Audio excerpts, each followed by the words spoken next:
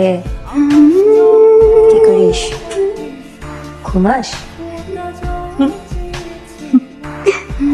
আর মাত্র 3 মাস পর তোর সাথে আমার দেখা হবে। তুই কার মতো হবি দেখতে? আমার মতো নাকি তোর ঝগড়াটে বাবার মতো? আরে কি ব্যাপার, তোর বাবার মতো দুষ্টামি করা শুরু করছিস তাই না?